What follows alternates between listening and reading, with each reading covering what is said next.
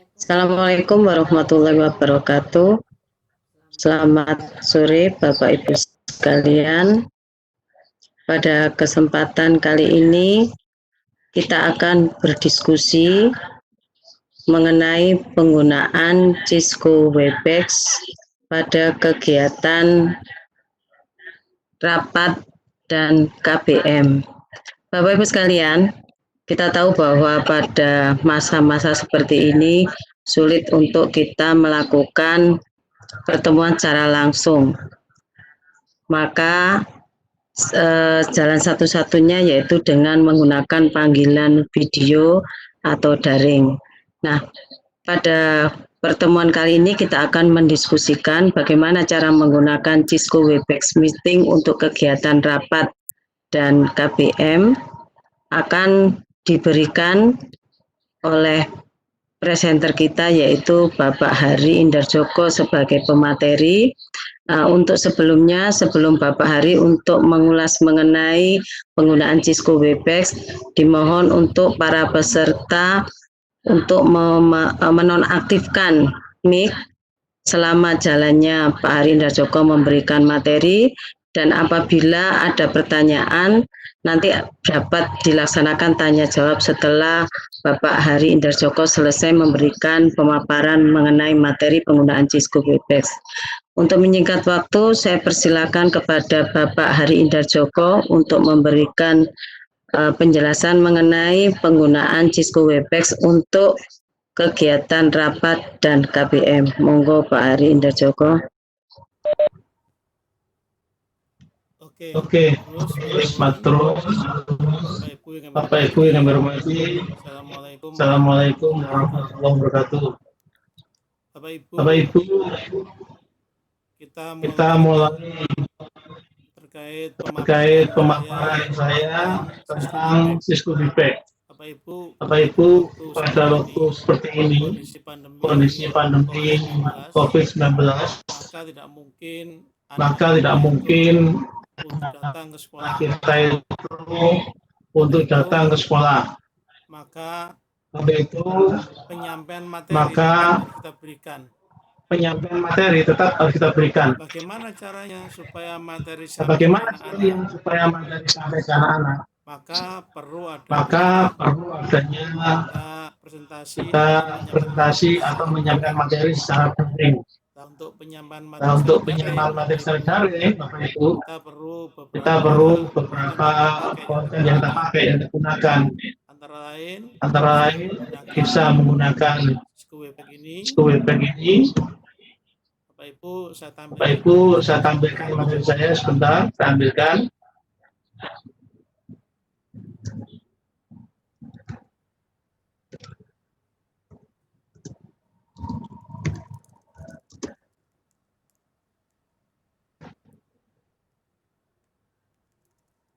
Oke, Bapak Ibu, bagaimana menggunakan Cisco Webex untuk kegiatan rapat maupun KBM. Yang pertama, Cisco Webex ini adalah aplikasi panggilan video yang digunakan untuk pertemuan secara online. Seperti sekarang ini kondisi pandemi COVID-19. Selain itu ada beberapa aplikasi yang lain. Ada Zoom, ada Google Meet, ada Skype, ada juga sekarang ini Meet You kalau nggak salah. Banyak lagi Bapak Ibu. Nah, bagaimana penggunaan terkait Cisco Webex? Pertama kali kita harus tahu dulu apa kelebihan Cisco Webex maupun kekurangan Cisco Webex. Untuk kelebihannya, bahwa akun Webex ini bisa memuat 100 partisipan, bahkan secara gratis itu semua. Kemudian video yang dihasilkan kualitasnya cukup bagus, yaitu HD, dapat berbagi layar dan ruang pribadi. Sebagai peserta tidak perlu memiliki akun Webex.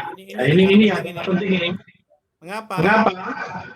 Kalau kita hanya sebagai peserta, kita nggak perlu memiliki akun Webex. Tetapi kalau kita sebagai host atau sebagai nyambungnya yang ingin menyampaikan materi, kita bisa menggunakan akun webback. Tetapi kalau kita partisipan tidak perlu pakai akun, tinggal langsung link yang dibagikan oleh narasumber atau presenter, tinggal kita klik. Waktu meeting dalam satu kegiatan bisa satu hari full. Ini meeting sangat luar biasa ini, dan bisa digunakan tanpa batas waktu. Misalnya kita membuat akun hari ini, maka 30 hari lagi akan sudah tidak tergunakan. Tidak, karena ini bukan trial, tapi bebas kita Bapak Ibu. Sekali kita memiliki room itu, maka selamanya bisa kita gunakan. Sebagai pemilik room bisa merekam meeting kita. Dan kemudian pula untuk presenter maupun host bisa kita atur Bapak Ibu. Pada saat pemaparan materi ada note di sana untuk menandakan materi mana yang harus dijelaskan. Ini kelebihan daripada Cisco Webex. Selain itu ada kelemahannya ternyata. Apa kelemahannya? Kelemahan Cisco Webex ini cukup menguras kuota. Artinya kuota yang untuk internetnya ini cukup banyak Bapak Ibu. Ini yang lemahnya di sana. Kemudian jaringan harus stabil agar video conference-nya berjalan lancar. Berarti kita coba ternyata sempat tersendat sebentar. Ini akibat jaringan yang stabil. Kalau pakai Cisco ini harus benar-benar stabil. Ini kelemahannya untuk Cisco Webex. Bapak Ibu, Cisco Webex ini bisa menggunakan baik HP maupun pakai laptop, pakai komputer, bisa semuanya. Langkah bagaimana membuat akun Webex. Yang pertama, kita searching dulu di halaman Google dengan cara ketik ciscowebex.com. Maka nanti pilihannya yang kita ambil adalah video conference. Ini yang saya stabil kuning itu. Dari sana langkah kedua yaitu untuk menjadi partisipan. Kalau partisipan enak, tinggal klik join saja. Tapi kalau yang tadi harus buat dulu akunnya nanti. Untuk partisipan tinggal klik join, tidak perlu membuat akun. Ini yang tadi dikatakan kelebihan. Hanya menambahkan nomor meeting saja ataupun langsung klik link meetingnya yang telah dibagikan oleh pembuat pemateri dan sebagainya, bisa lewat WA maupun pakai Telegram yang lain. Terserah mau pakai apa. Untuk masuk tinggal pilih login, pastikan ingat akun dan passwordnya. Mengapa? Kalau pembuat akun ternyata diberi password, maka passwordnya harus ingat. Tetapi kalau yang membagikan link itu tanpa password, sangat mudah Bapak Ibu, enak sekali. Bapak Ibu, untuk pengguna pertama kali pilih ini, sign up. Siapkan akun Gmail-nya atau akun sementara yang lain, terserah Bapak Ibu. Bapak Ibu yang penting membuat akun Gmail.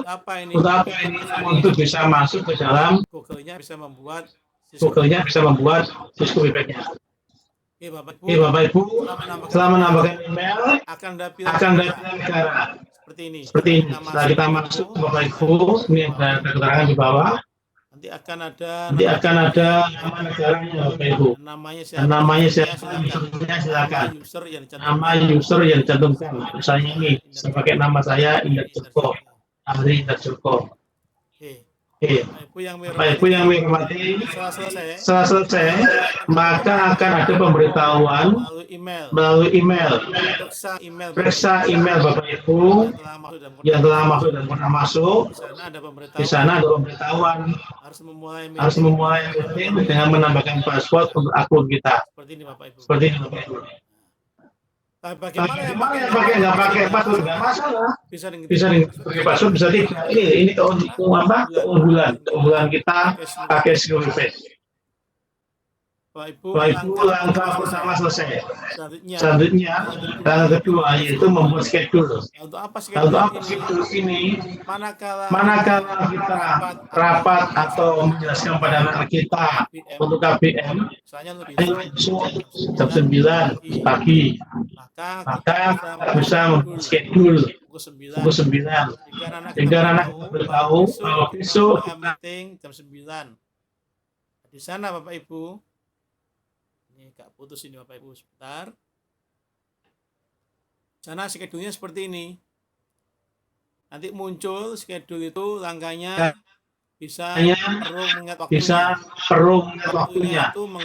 Waktunya itu menggunakan bahasa Inggris, yaitu pakai aturan AM maupun PM. Ini seperti ini Bapak Ibu. Schedule-nya ini ada tanggalnya berapa, jamnya berapa, dan sebagainya. Buat seperti itu. Jadi kita bisa buat seperti itu. Daerah waktu Indonesia yang kita pilihkan. Ini adalah Indonesia waktu Indonesia Barat. Dengan kondisi kita pilih di sana. Cuman pilihan di situ yang ada adalah Bangkok, Jakarta dan sebagainya. Kadang-kala pilihan ini tidak sesuai dengan jam kita. Maka supaya panjenengan tidak bingung, jangan coba dulu di sini. Misalnya seperti ini kita pakai waktu Bangkok atau Hanoi, di Jakarta di sana. Maka misalnya kita pakai jamnya jam 9. Nanti kalian apakah 9? Kenyataannya di sana kalau waktunya nggak sesuai, maka akan bergeser Bapak Ibu. Misalnya akan mendahului jam 9, ternyata jam 8 kita mulai. Makanya betul-betul tikkan ini jangan sampai waktunya berbeda. Bapak Ibu, nanti setelah itu selesai semuanya, ketiga ini dan get start-nya itu mulai meeting conference-nya. Secara otomatis pemilik room menjadi host jika ada pesertanya. Misalnya pesertanya 100, maka pemilik room-nya langsung juga menjadi host. Bapak Ibu, untuk menginformasikan room agar partisipan dapat masuk ke room meeting kita, caranya tinggal copy informasi room pada bagian kiri atas. Ada bulatan kecil di room kita di sini. Pojok ini pojok kiri atas. Ini penyenang kopi, maka kita bagikan kepada partisipan kita. Tadi di depan sudah saya katakan, bisa Anda kopikan lewat WhatsApp maupun pakai aplikasi yang lain. Bapak Ibu, otomatis pemilik room tadi menjadi host.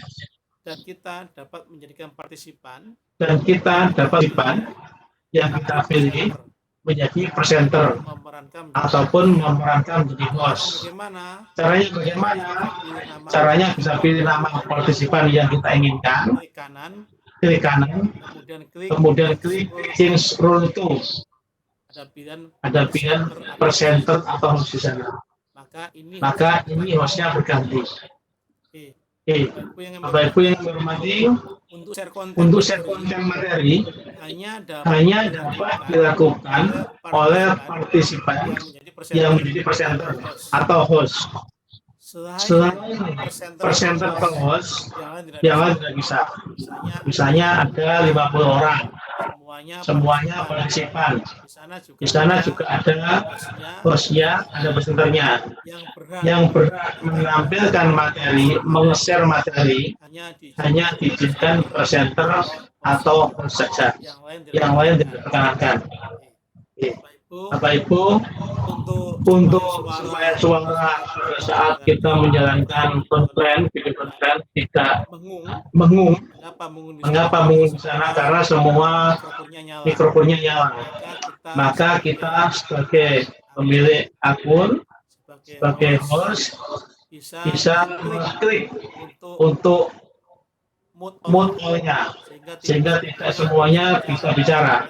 Kita tutup bicaranya, mikrofonnya tutup Bapak Ibu, supaya yang lain bisa enak mendengarkan suara kita, tidak mengung. Bapak Ibu, untuk mengakhiri meeting, di bawah itu ada yang paling kanan, ada ikon tanda silang merah. ini bisa menjadi trik untuk mengakhiri meeting kita.